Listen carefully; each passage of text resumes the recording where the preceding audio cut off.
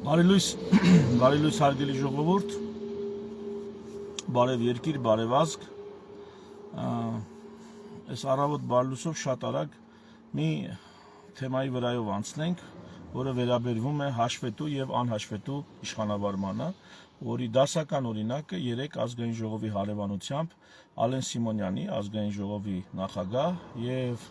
Միքայել Մարգարյանի միջև, Միքայել Մարգարյանն էլ քաղաքական ուժի միավորման ներկայացուցիչ է,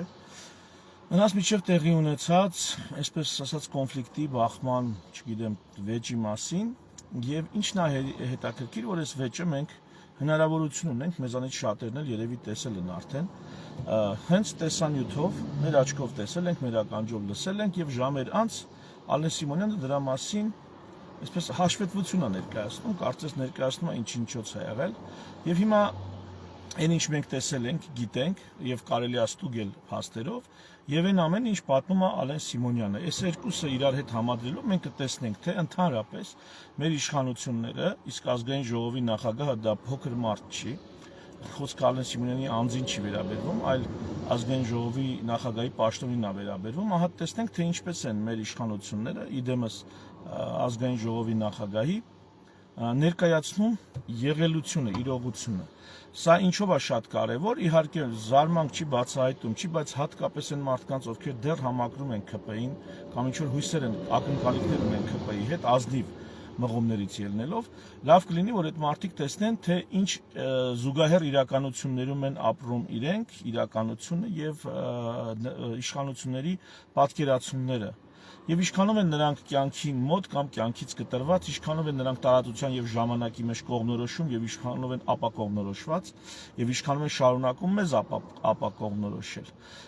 Այս ամեն ինչը իհարկե Նիկոլ Փաշինյանի մակարդակում մենք բազմիցս լսել ենք, այսպես նույնիսկ արդեն սովորական է դարձել, բայց եւ այնպես ես ուզում եմ ձեզ ներկայացնել եւ սկսենք նախաբանից, հա, կամ մինչ այդ բուն բախումը ինչա տեղի ունեցել։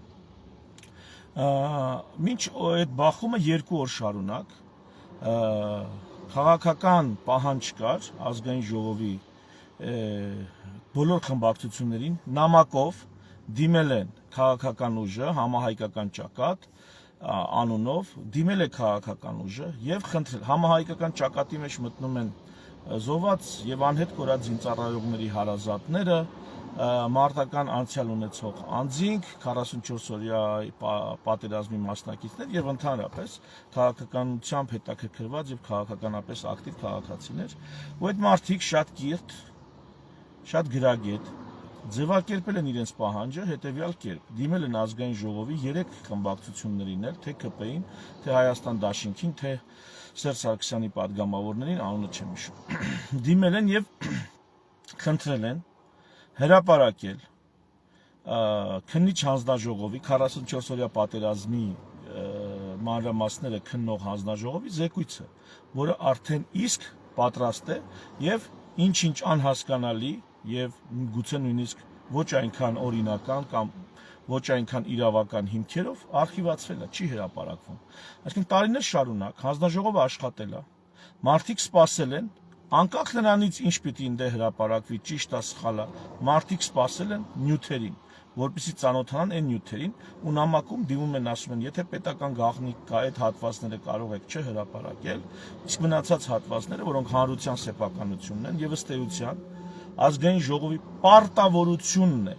հաշվետու լինել ժողովրդի առաջ, այն ժողովրդի, որի անունից այդքան հաճախ հանդես է գալի Նիկոլ Փաշինյանը, ասում է հաշվետու եղեք ժողովրդին։ Ես հասկանում եմ, որ ժողովրդի մեջ կան մի մաս, որոնք կենթանուց չեն տարբերվում, իրանց կենսակերպով, պրիմատներից չեն տարբերվում։ Այդ մարդկանց ոչինչ հետաքրքիր չի քաղաքական բնույթի։ Այդ մարդկանց հետաքրքիր է մի հատ ֆիզիոլոգիական պահանջները, բայց ժողովրդի մի ահռելի զանգված էլ ունի քաղաքակրթական եւ քաղաքական նվազագույն հասունություն եւ պահանջում է հաշվետվողականություն։ Նրանք, ովքեր միայն ֆիզիոլոգիական պահանջմունքներով են ապրում, ես նրանց դեմ բան չունեմ, մարդկայնորեն ես նրանց դեմ բան չունեմ, ես նույնիսկ խղճում եմ նրանց, ես նրանց կարող եմ կարեկցել։ Միջև այն պահը, երբ որ իրանք դառնում են փորձանք քաղաքակրթության եւ մեր քաղաքական հասունության համար, միջև նրանք կդառնան փորձանք մեր քաղաքական ընտրության համար։ Այսինքն, այս երկու իրականությունները իհարկե մեր ժողովրդի շրջանում կա, բայց ես կարծում եմ ֆիզիոլոգիական պահանջմունքով ապրող կենսաբանորեն պրիմատները, մենք էլ ենք պրիմատ կենսաբանորեն, բայց մենք փորձում ենք ավելին լինել, քան պարզապես պրիմատ։ Մի քիչ էլ լինել homo sapiens, բայց դա էլ է քիչ, մի քիչ էլ լինել մարդ քաղաքական, մարդ տնտեսական, մարդ մշակութային։ Ահա։ Եվ այս մարդիկ, ահա այսպիսի պահանջ են ներկայացնում։ Ես ընդունում եմ, որ բոլորը չեն կամ ողջ հանրությունը չի, որ նման պահանջ ունի։ Շատ մարդկանց միևնույնն է այդ հաշվետվությունը, այդ զեկույցը, միևնույնն է, որ մեր վճարած հարկերով մարդիկ տարիներով աշխատել են եւ պրոդուկտը, որը արդեն իսկ պատրաստ է, չեն հրապարակում։ Շատ մարդկանց սա միևնույնն է, բայց հարց չկա, ժողովուրդ ջան, գնացեք եւ ապրեք ձեր կենսաբանական իրականության մեջ։ Մենք մի քիչ քաղաքակրթական իրականություն ենք ուզում եւ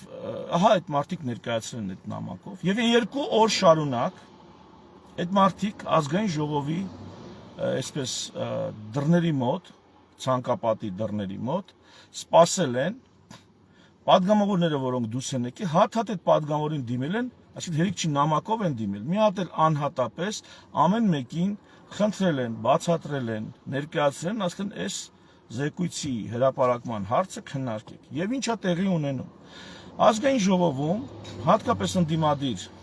պարլամենտական ընդդիմադիր մի քանի падգամավոր այս հարցը բարձրացնում են։ Ասում են, որ մարդիկ պահանջ ունեն։ Ավելին, Հայաստան դաշինքից Աննա Գրիգորյան ասում է, թեև մենք այդ զեկույցին լուրջ չենք վերաբերվում։ Մենք գիտենք, որ դա կանխակալ, միակողմանի, ԿՊ-ի շահերը սպասարկող կողմնակալ զեկույց է, բայց եւ այնպես ասում է, մարդիկ պահանջում են, ինչ որ է, ասում է, լավն է, վատն է, հրապարակեք եւ մենք փոխանցում ենք որպես падգամավոր ժողովրդի պահանջը։ Հակոբ Ասլանյանը, որ Հովիկ Աղազարյանի հետ միասին դուրս եկավ ԿՊ-ից, առանձին հարց է տալիս վարչապետին ուղված, նիստը վարում է Ալեն Սիմոնյան։ Ես սա ասում եմ, այս դեպքին նախորդող 2 օրը ինչա տեղի ունենում, որ հետո տեսնենք, թե Ալեն Սիմոնյանը ինչպես է հաշվետվություն ներկայացնում մեզ, ինչպես է պատմում մեզ եղելությունը։ Հակոբ Ասլանյանը հարց է ուղղում, ասում է, որ կան մարդիկ պահանջ են ներկայացրել, խնդրում են պատասխանեք, այդ զեկույցը կհրապարակվի, թե չէ, խոսքը ուղղում է վարչապետին։ Ալեն Սիմոնյանը իր բարձր դիրքերից նախագահի ազգային ժողովի նախագահի բարձր դիրքից ընթացք չի տալիս, ասում է գրավոր ներկայացրեք այդ պահանջը։ Լայեղ չեն անում, նույնիսկ պատասխանեն։ Ասում է գրավոր ներկայացրեք այդ պահանջը։ Թեև հիշեցնեմ, որ գրավոր պահանջը արդեն ներկայացված է քաղաքական ուժի կողմից։ Այսինքն անհետ կորածների, զոհվածների եւ քաղաքական ակտիվի կողմից գրավոր պահանջը արդեն իսկ ներկայացված է։ Բայց Ալեն Սիմոնյանը մի հատ էլ падգամավորին է ասում, գրավոր ներկայացրեք ձեր հարցը։ Մի հատ էլ գրավոր, մի հատ էլ պետք է գրավոր դիմես, որ այդ գրավոր դիմացը բանատեղ անցնի կամ դրա մասին պատասխանի։ Ահա այսքանը նախերգանքը։ Հիմա ինչա տեղի ունենում 3 շատ падգամավորների պես, չէ, մինչև այդ մի հատ դրվագել կա, մի քանի ժամ անց Ալեն Սիմոնյանը դիմում է Հայաստան խմբակցության падգամավորին եւ եթե չեմ սխալվում նաեւ Սերժ Սարգսյանի падգամավորներին եւ ասում է, եթե այդքան դուխ ունեք, չգիտեմ, այդքան կարակ, դուրս եկեք Սյունիքի փողոցներում լայվի կոճակը միացած քայլեք եւ տեսեք, թե ձեր գլխին ինչ կբերեն։ Ալեն Սիմոնյան, եթե դուք իրոք ընթացիկ էլ, եթե դուք իրոք այդքան դուխ ունեք, դուրս եկեք այդ նույն բանն արեք առանց թիկնապահների։ Կամ Նիկոլ Փաշինյանը, եթե ձեր կարծիքով այդքան լեգիտիմություն ունի, առանց թիկնապահների, էդի արեք։ Դուք կտեսնեք ինչ է լինում։ Հա, բայց եւ այնպես, ահա մեծ խոսալուց հետո, որ դուրս եկեք լայվի կոճակը միացած, ահա լայվի կոճակը միացած, Ալեն Սիմոնյանին դիմավորում են քաղաքական պահանջ ներկայացնող ժողովուրդը, հասարակությունը եւ ասում է Միքայելը Մարգարյան եւ ասում է զուգահեռ ասեմ ու այս ամենին Ալեն Սիմոնյանը այսպես ասում է ես դուրս եկա պարլամենտից արդեն իր լայվում Ալեն Սիմոնյանը ասում է դուրս եկա եւ ինձ համար անակնկալ ուրեմն 2 օր այնտեղ այդ տեղի ունենում պարլամենտում 2 օր այդ հարցը քննարկվում է ու հանգարց Ալեն Սիմոնյանի համար անակնկալ, ինքը տեղյակ չէր փաստորեն ինչ է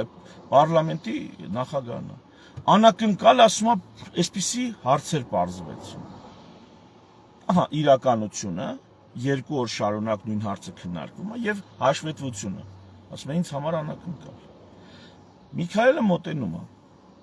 Ասում է բարև ձեզ, կարելի է ձեզ հետ զրուցել հոգնակի հարգալից դիմելաձևով։ Որին ի պատասխան Ալեն Սիմոնյանն ասում է քո հետ խոսալու ես չունեմ, դու արժանի չես, որ քո հետ խոսամ, սա ազգային ժողովի նախագահ դիմա քաղաքացու։ Ու դիմելով թիկնապաներին ասում է տարեք սրան ստուց տարեք։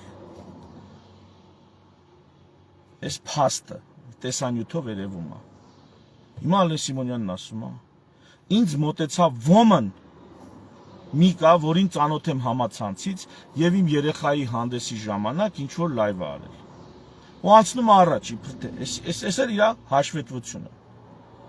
Միգուցե ասում է որոշակի կոպիտ պատասխանեցին, ուրեմն կոպիտ պատասխան է, էլի այնտենց սրան տարեք, քո հետ չկա խոսալու, դու արժանի չես, երբ որ դիմում են ձեզով, դուքով։ Հիմա երկու բառ էլի անցնենք իրականությունը։ Ալեն Սիմոնյանը միջև մարդ դառնալը, այսպես ժողովրդական ձևակերպման, հա, որ հիմա դե մեծ մարդ է, ազգային ժողովի նախագահ։ Եղել է, մանուկ է եղել։ Միկայի հետ մանկուց շփվել է,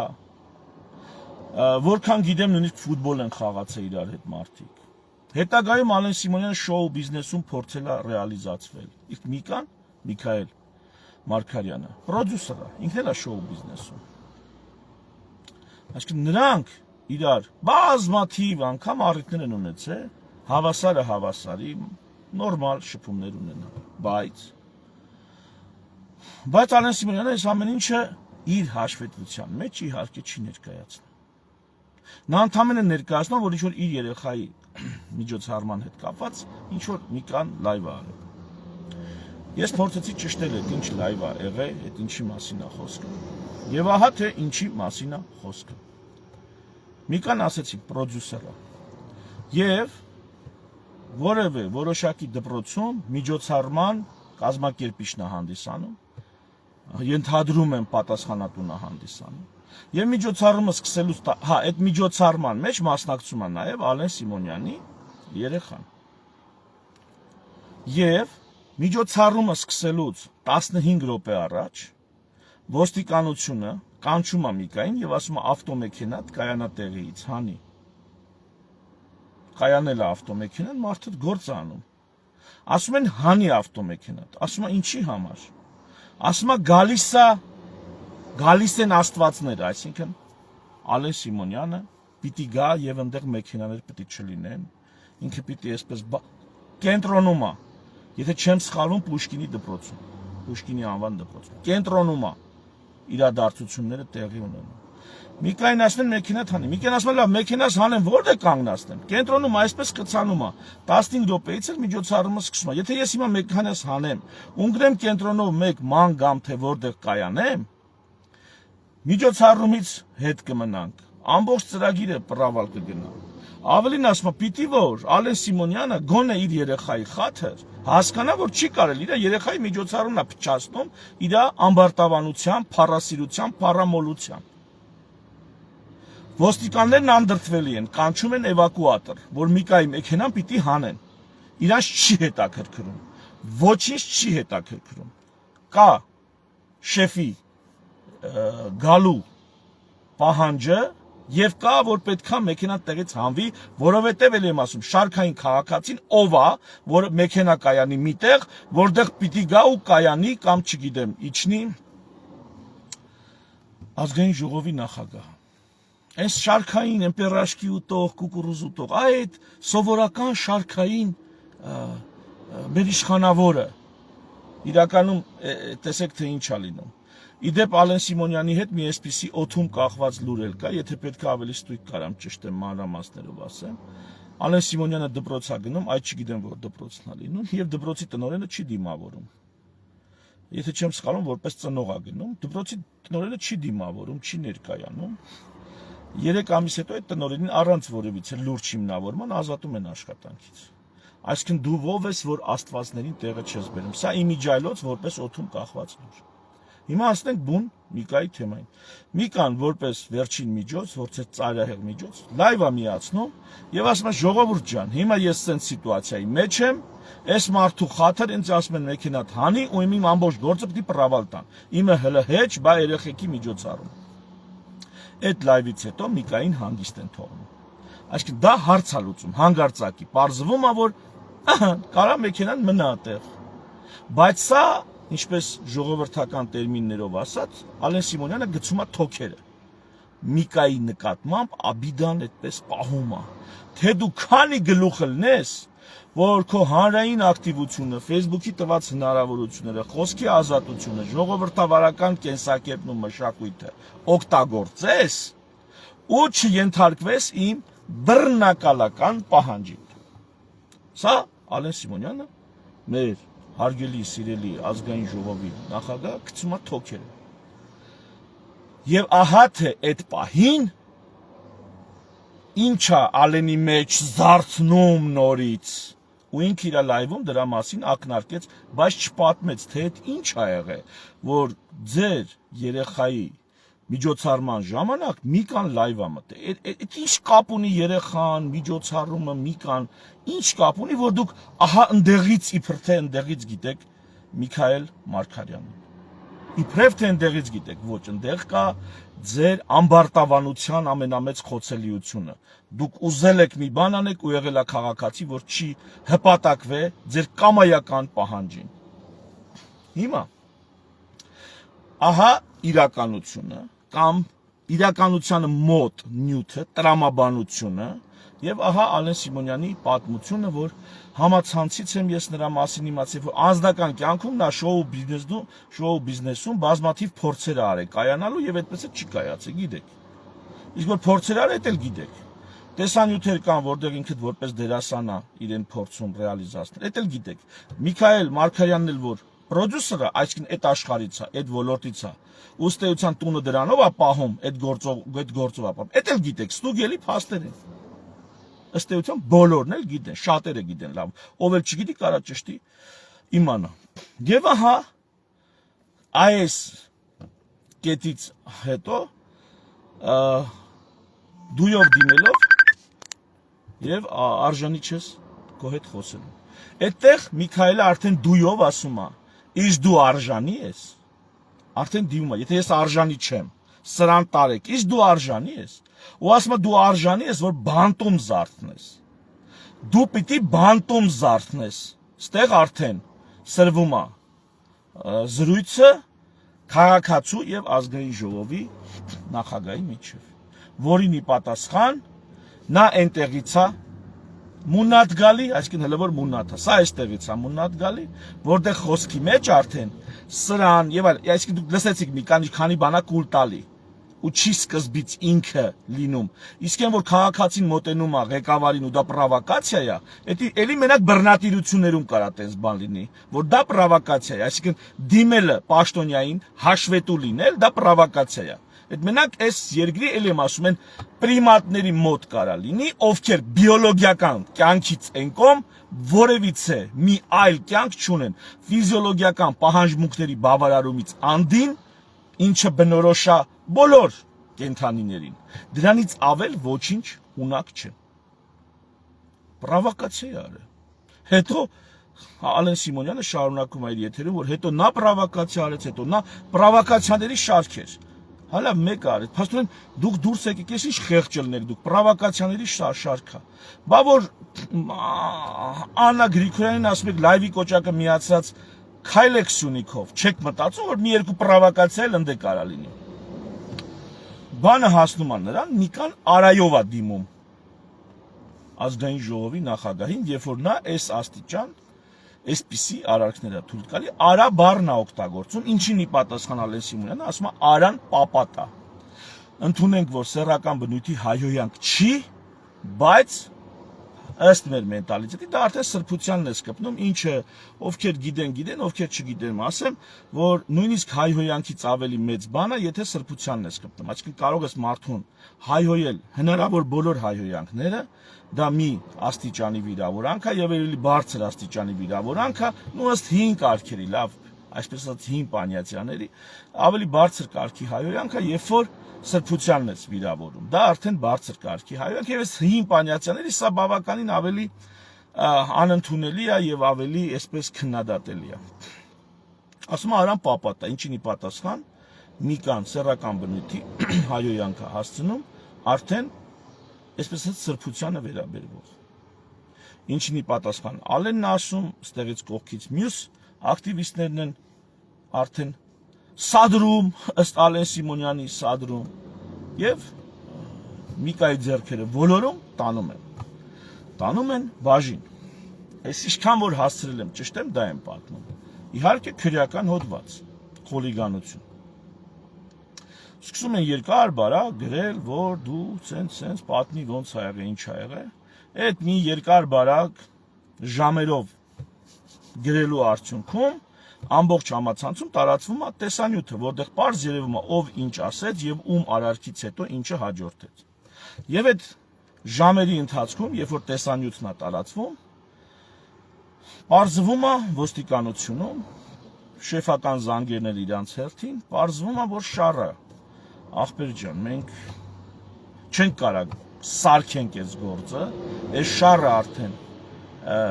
ակնհայտ է, որ այդ մարդը քրեական չի, խուլիգանություն չի, մենք իր գլխին շար ենք անում։ Մի խոսքով գցում բռնում են, որ չի աշխատի, ասում են լավ, դե եկեք ուրեմն հոդվածը փոխենք, որպես թեթև ընդենց իրավախախտում, բայց ոչ քրեական բնույթի, ու այս մարդկանց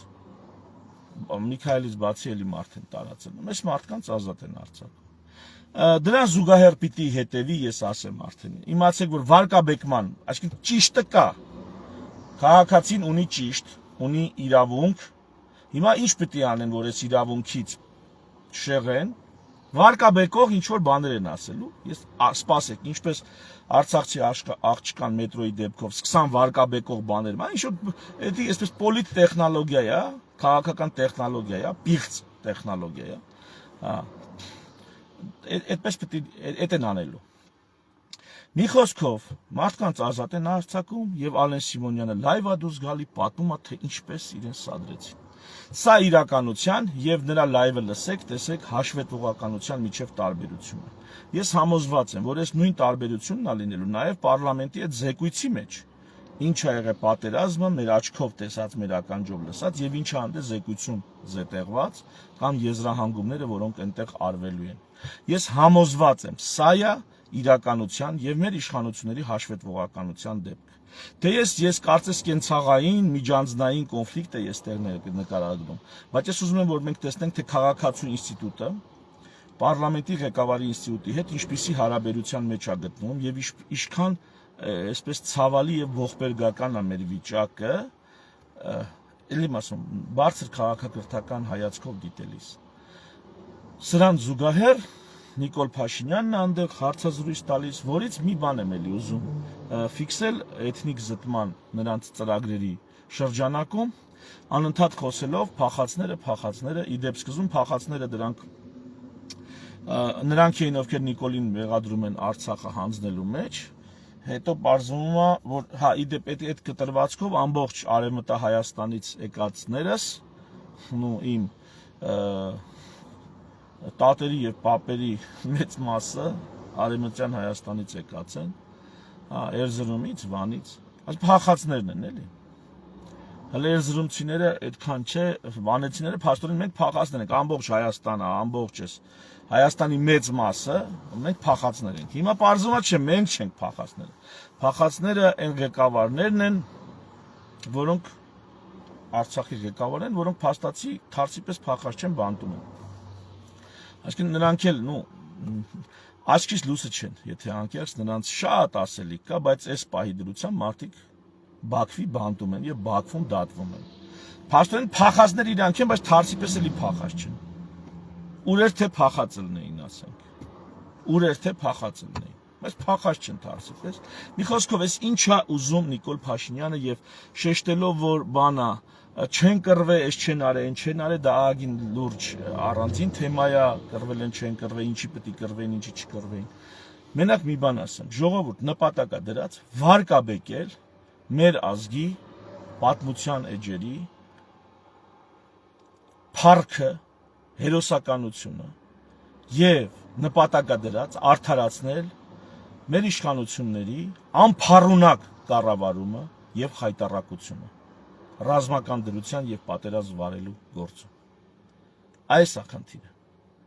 Ինչա անում այսօր Փաշինյանը, նույն կերպ խեղաթյուրելով, ինչպես Ալենն է խեղաթյուրած պատմում, նույնպես խեղաթյուրելով իրականությունը։ Դա միայն խեղաթյուրում չի, դա մեծ ծրագրի մաս է։ Ոչնչացնել հայի, Արցախահայի մարտնչող պատմության էջերը։ Ոչնչացնել այնտեղ ամեն հերոսական, ամեն անձնուրացություն, ամեն նվիրական, ոչնչացնել այդ ամենը։ Ահա սա է նպատակ դրած։ Այդ ամեն ինչին անունը դնել փախած, թռած, չգիտեմ, չկրված, սա է նպատակ դրած։ Աշխարհի թիվ 1 փախածի կողմից, ես չեմ ասում, օկտատերերը հիշել են, ֆիքսել են։ Նիկոլը մարտի 1-ից փախած է, դրանից առաջ էլ ա եղել փախած, դրանից հետո էլ ա եղել փախած, սաղ կյանքը եղել է փախած։ Պատերազմից հետո նոյեմբերի 9-ի փաստաթուղթը ստորագրելուց հետո փախած էր, մենակ Արարատ Միրզոյանին էին որպես զոհ դեմ տվեն հույսով որ գլուխը կուտեն, իրանք որպես զոհի կարգավիճակում հանդես կգան, այն էլ իրանց բախտը չբերեց, Արարատ Միրզոյանի բախտը բերեց, ողջ մնաց։ Սաղ կյանքները փախած են։ Ու սա արդարացնելու համար նրանք պիտի ջնջեն հայոց պատմության, այն որ սարքել են Հայաստանի պատմություն, հայոց պատմության եւ Արցախի պատմության այդ փառավոր էջերը, հաղթանակի, արճակատման, արիության, տղամարդկության, դիմակայության այդ փառավոր էջերը պետքա վերագրեն փախուստի, թռածության, չգիտեմ, չկրվելու եւ ինչ եւ այլն։ Ահա թե ինչ ծրագիր է դրած։ Ասել եմ, չէ, կապիտուլյացիա, դեմիլիտարիզացիա, ազգային ինքնության ոչնչացում, կարևորագույն ռեսուրսների տրամադրում թշնամուն։ Այս խնդիրն է լուծում։ Հիմա այդ դեմիլիտարիզացիա, մարտական ոգու կոտրում, ջախջախում եւ ազգային ինքնության ոչնչացում։ Այսի հիմա անում են։ Ահա թե ինչա նշանակում փախած են, թե չեն կռվել։ Սա ոչնչացնում է մեր պատմության իրականությունը, իրանց ձևով մեկնաբանելով, թե գիտեք, դա հայով է, հայը վախկոտ, թռած, հայով է։ Այս սա է նրանց նպատակը։ Արդեն ասել եմ, Facebook-ը իմ տեսանյութերի տարածման վրա դրել է սահմանափակում, խիստ դանդաղած է, խնդրում եմ տարածեք, շնորհակալ եմ լայքելու եւ կոմենտներ գրելու համար, դա երևս նպաստում է տեսանյութի տարածմանը, բայց խնդրում եմ տարածեք իմ տեսանյութերը, թող մարդիկ հնարավորինս ավելի շատ իմանան, դուք ինքներդ էլ տեսնում եք, որ ես լուրջ մեծ լսարան ունեցող, այսպես հեռուստա ընկերություններում գրեթե չեմ հրավիրվում, չհաշված 24 նյուզը, որի տեսանելիությունը այնքան էլ բարձր չի, եւ Նոյան Տապանը, որը էլի տեսանելիությունը ունի շատ ուղղորդված մի